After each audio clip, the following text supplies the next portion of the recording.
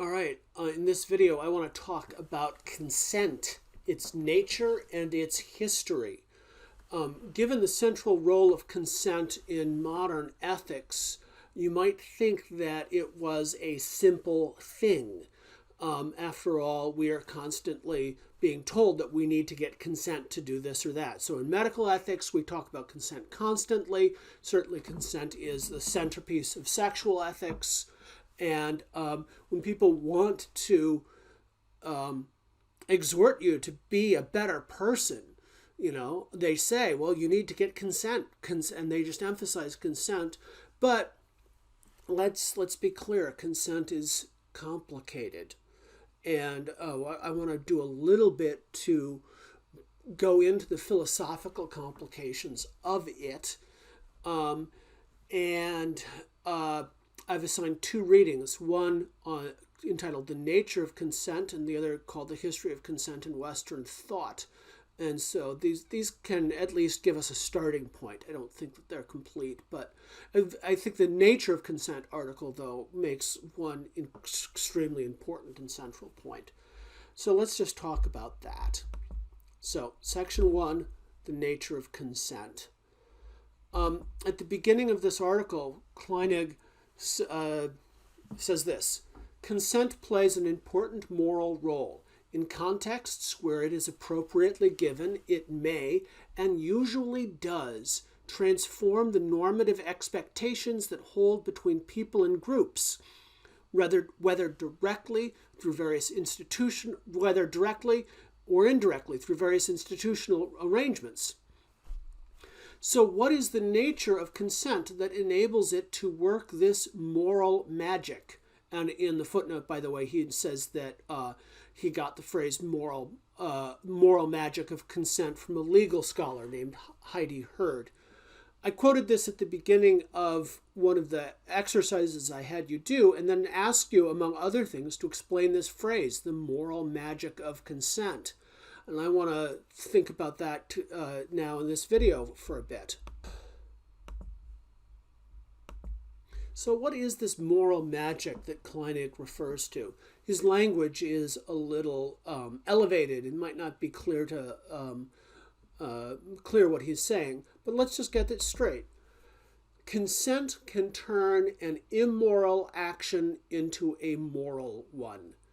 The exact same action, for instance, taking a slice of your flesh and you examining it in a lab, can be moral or immoral depending upon whether consent was given. He also says that consent can create moral obligations. And in this way, he is actually sort of lumping together consent with what we would call contracts, right? So if I consent to marry you, then I have actually created an obligation. So consent can make something moral, and it can make something obligatory. And that's pretty impressive. So how does it do that? What is this thing that lets us do it? Well, this is the central point that I want to emphasize. Consent has to be a communicative action. And this allows us to escape a common mistake, which is thinking that it is somehow a state of mind, right? So whether or not consent is not simply a matter of you deciding that you like what's happening to you or don't like what's happening to you. It has to be about a relationship. It has to be relational somehow.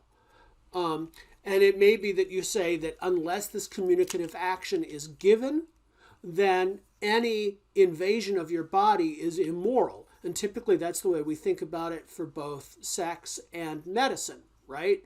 So consent is a communicative action, and it is necessary prior to what you're doing, prior to certain kinds of action. Now, we note that communication here can be direct or indirect. He is allowing that all sorts of things count as communication. Sometimes a lot of flirting is indirect communication, but it still manages to lead to a consensual and satisfying sexual encounter.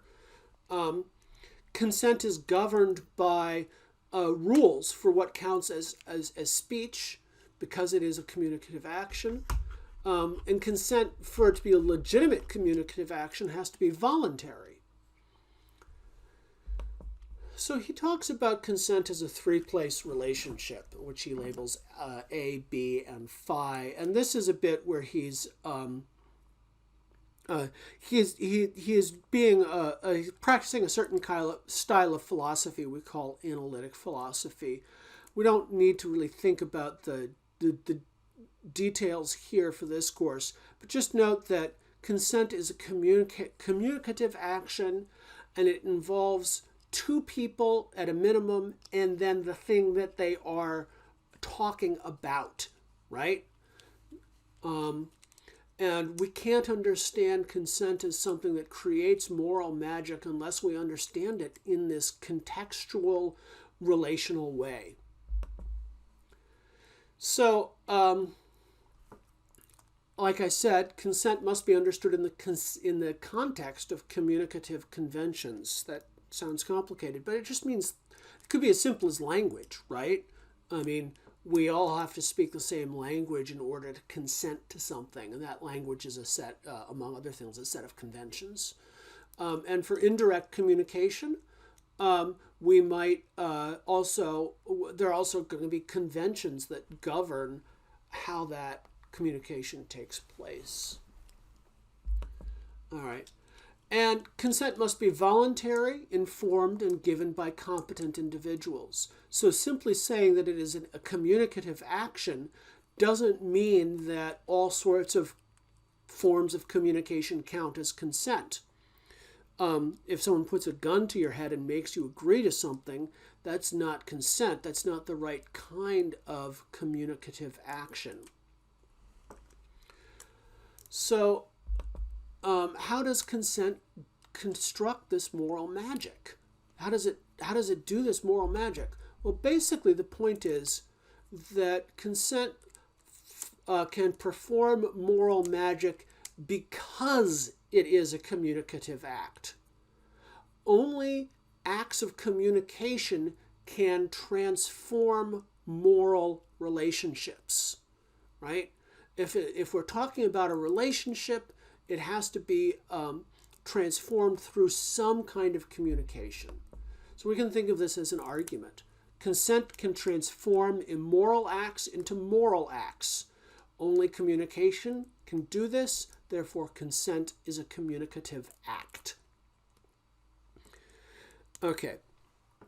The other essay I had you read was a history of of consent in Western thought. I think this is a pretty good starting place for talking about ideas of consent, but I want to start by noting some limitations of it. So this is a particular style of history. It's very popular, and it begins with making sort of assumptions about what counts as the West. So he says that he's not talking about consent over the history of human civilization. He is talking about consent in the so-called West, by which he means biblical Hebrews, ancient Greeks, Romans, and Latin-speaking Europe, and modern Europe. Well, why does he focus on this group? Well, there's a long tradition of focusing just on this group, but it really is completely arbitrary. Among other things, if you're looking for the people who count as heirs to the culture of Greece and Rome, there's no reason to exclude Islam here, right? In any case, he is using this because it is a conventional set of civilizations that are typically studied in schools like his. And then what counts as evidence? Well, for the most part, he's just reading ancient books. So this is a style of history where you identify a set of ancient books as the heritage of your people, and then you read them, and that counts as history. And this is good evidence. It's not the only historical evidence out there, and it is these are good places to study, but this does create some limitations. So what Johnston does in this essay is he breaks up the history of the so-called West into 5 periods: biblical times, ancient Greece, the Roman Republic and Empire, medieval Europe, and Europe after the Renaissance. Notice that most of this is actually focused geographically on Europe, and then we sneak in a bit of the Middle East, but only a little bit of it that is considered important in Christianity, and it is essentially the part of the Middle East that's considered important in European religions. And so this again, this way of lumping things together is arbitrary and weird, because you're leaving out all the rest of the Middle East, and it's very selective. In any case, nevertheless, these are all very good things to study. He talks about domains where consent is important. So he actually is telling 2 histories of consent here. One is about the history of consent in individual relationships. So this is what Kleinig was talking about. How does consent turn immoral acts into moral acts? And how does consent create obligations? He also talks about the role of consent in the formation of government. This is important because these days it is standard to say that governments attain their legitimacy through the consent of the governed. And this is always kind of a weird thing. We talk about a social contract, but you may have noticed that you never actually signed one. And so the consent of the governed clearly works differently than ordinary consent between 2 individuals. So what is really going on there? We don't have time to go into all of those details, but we do wind up telling 2 parallel stories then about the history of consent in the cultures that we're looking at. So the first thing to note is that in the earliest writings in the traditions he's looking at, this is actually both in ancient Greece and in ancient Israel, consent plays a very limited role among individual persons. And when it does play a role, it's cast in a very negative light, particularly in the Hebrew Bible. For the most part, in these cultures, the locus of ethics, the thing that ethics is mostly about, is the relationship between families or kinship groups. And so, for instance, if we think about one family doing wrong, and then that family being punished, even though, we might, from a modern perspective, we might say an individual did wrong and other people in their family are punished, which seems completely arbitrary. But that's because we're used to thinking of the individual as the locus of ethics. But in ancient Greece and in ancient Hebrew society, that's just not the way it was.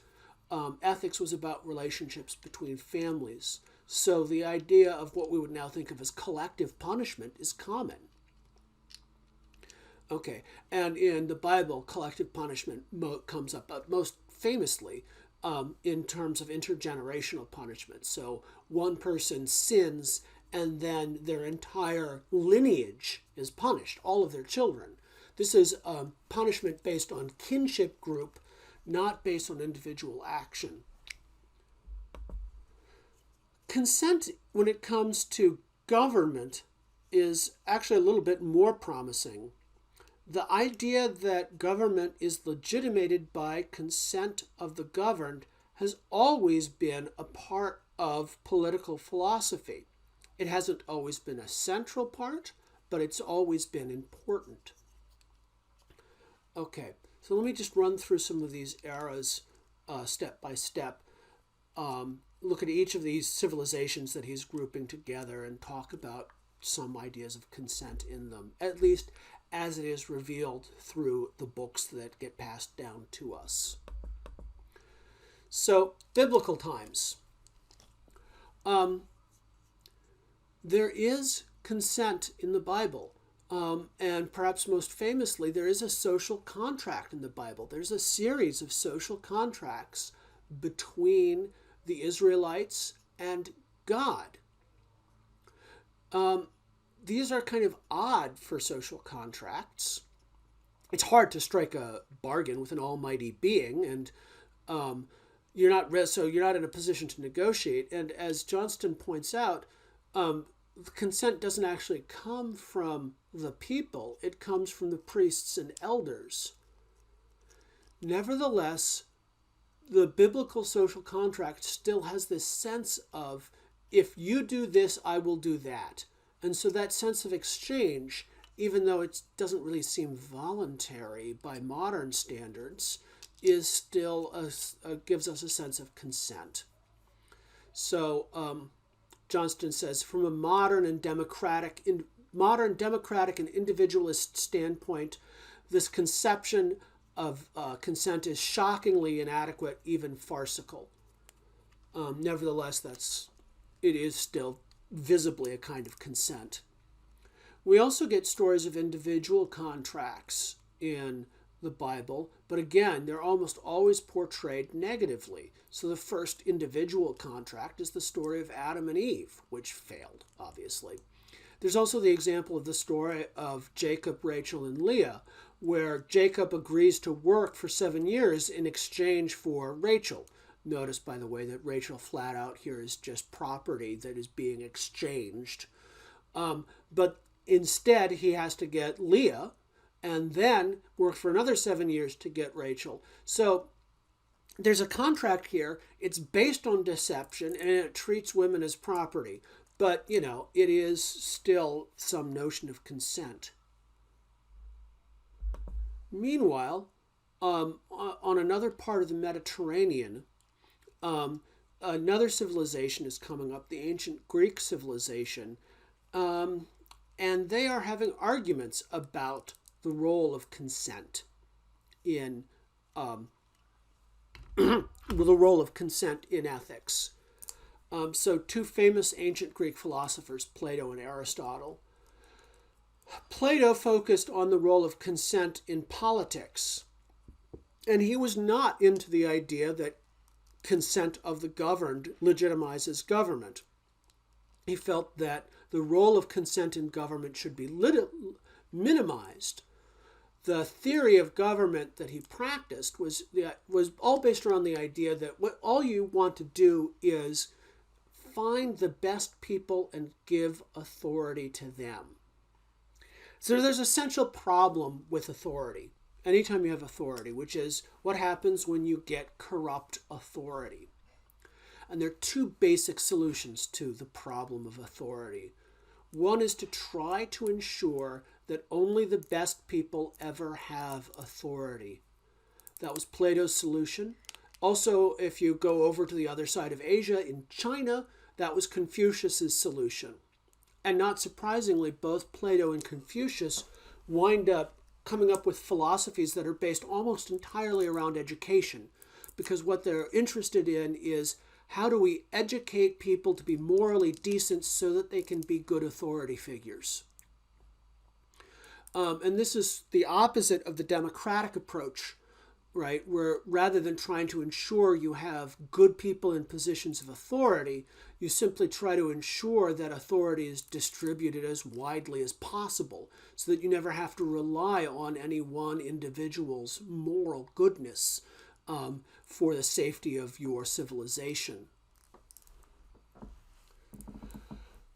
Aristotle was Plato's student, and he did his focus when he talks about consent is actually on individual relationships.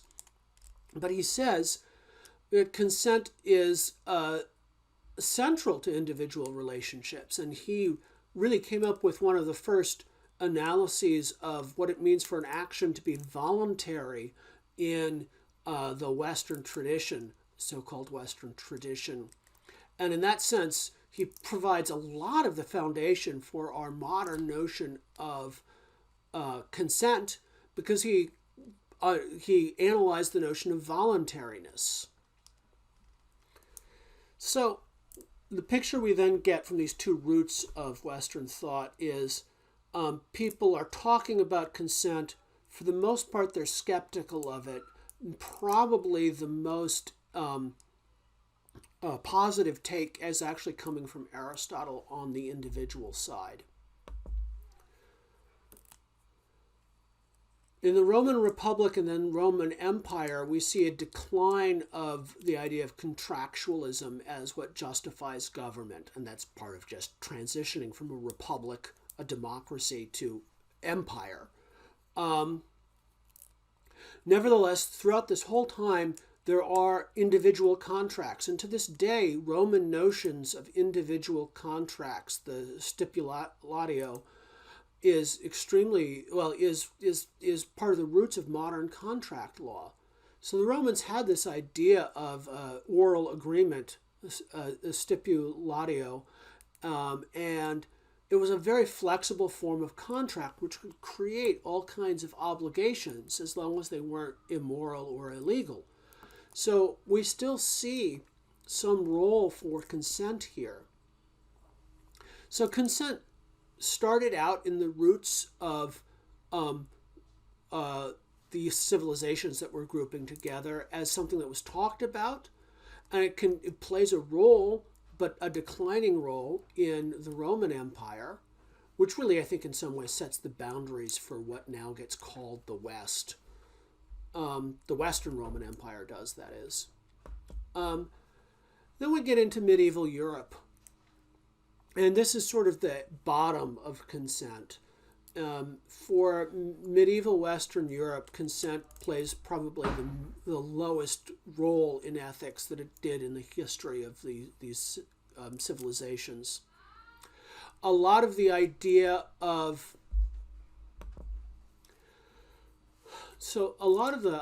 government in medieval Europe was drawn from philosophers like St. Augustine, who insisted that government just exists to impose God's rule on humans.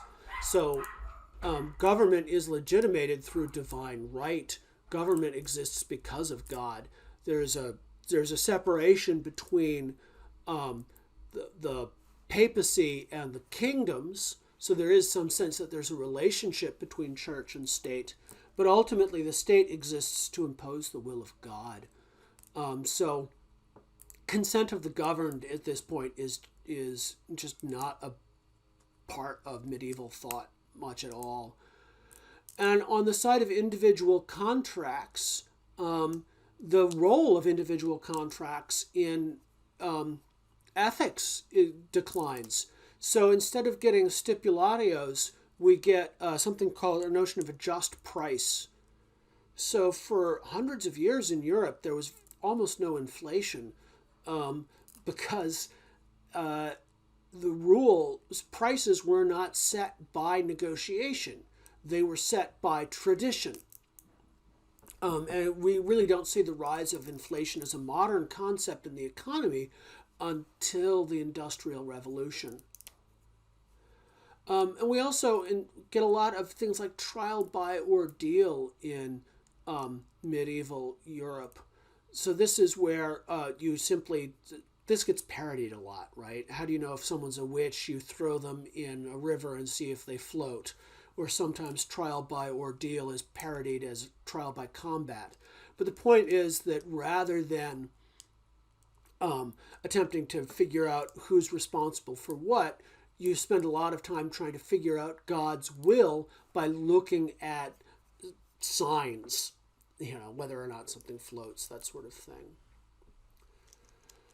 So from this low point of the importance of consent in medieval Europe, we bounce back to the Renaissance and then modern era, where suddenly consent rises to importance, and almost achieves near total dominance. So it is common now in all sorts of spheres when you talk about ethics to talk first about consent. So we get a rise of social contract theory again. And here the slogan is, what touches all must be approved by all. Or a way I hear it sometimes phrased nowadays is, nothing about us without us. You can't make decisions about us, whatever group we're talking about, unless we're included in the decision making. So that's the rise of democratic thought. In individual thought, for the individual contracts and individual consent, we get what's known as Mills-Harm principle, which basically says that the only reason you are ever entitled to ever interfere in the consensual activities of others is to prevent harm. That harm to third parties. The only time you can interfere with autonomy is to prevent harm to others. And consent then creates a bubble of autonomy where you're not allowed to interfere. From the Renaissance to present-day Europe, the notion of consent plays a central role. At the end of the essay, Johnston does something that I think is interesting and extremely important. He considers for a second the possibility that we might just have a consent-only ethic. This is an ethic. This is essentially saying, actually, not only is consent central to ethics, consent is all of ethics. And sometimes this is called a contractual notion of ethics. Full-blown contractual ethics, where consent becomes everything and there's nothing else left in the world, is kind of a stretch. For starters, many ethical obligations can only be seen as consent-based if you really stretch the concept. And here's a good example, actually one that's going to be central not in the European tradition, but in the Chinese tradition, and that is the obligation adult children have to their parents. For Confucians, this is one of the most important ethical obligations there is. And now that I'm a parent of children who are nearing adulthood, I'm really understanding this. We are obligated to our parents because they raised us. Nevertheless, we did not consent for them to raise us. Right? So however these obligations come to be, and under what circumstances might we be free of these obligations, for instance, if our parents were abusive, none of that can be thought through in terms of ethics. In terms of consent. We have to think of relationships between parents and children, which is a profound nexus of complicated ethical issues, using some other concept besides consent. All right. The other thing is that consent-based obligations have what they call in economics externalities. So you and I may agree to something, but it winds up having an effect on other people. So think about a contract to build a factory. So people in a town may agree with a company to build a factory, and that's a consensual relationship, so it looks fine. But that factory might poison the river that affects the people downstream from the town. That's what they call an externality. It is a moral issue that is external to the contract that was made. And a contract-based ethics can only, just can't deal with externalities. And finally, I think the most important limitation to a consent-only ethic is that consent only works with people who are competent decision makers. But so much of life is about helping people who are not competent decision makers.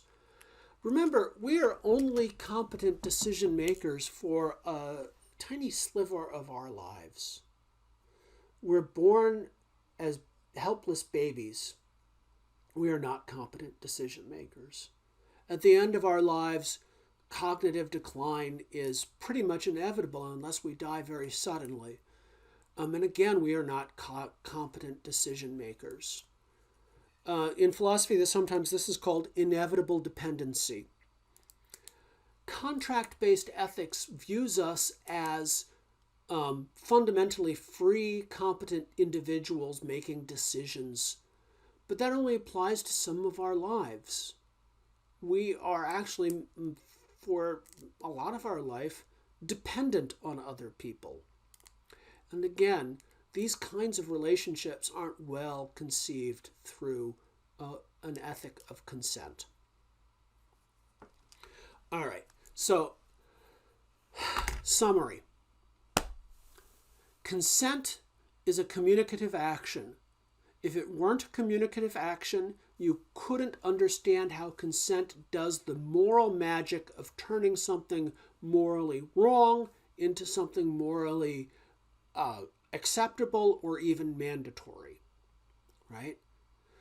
Consent is clearly central to a lot of ethics. We cannot understand things, our relationships, unless we can understand that they become good or necessary through consent.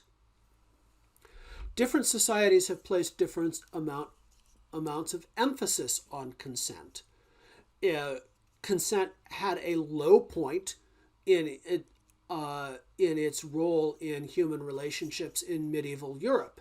And today, a lot of ethical ideas that are not very consent-oriented strike us as being very medieval. Nevertheless, in the modern times, the idea that actions become moral through this communicative action of consent has become central to both government and individual relationships. There's a limit to how far we can go, though, with the rise of consent as the centerpiece of ethics. There's still a lot of ethics that cannot be thought of as just being about consent. All right. And with that, we can turn back to our primary text and ask what role consent is playing in all of the relationships that we see.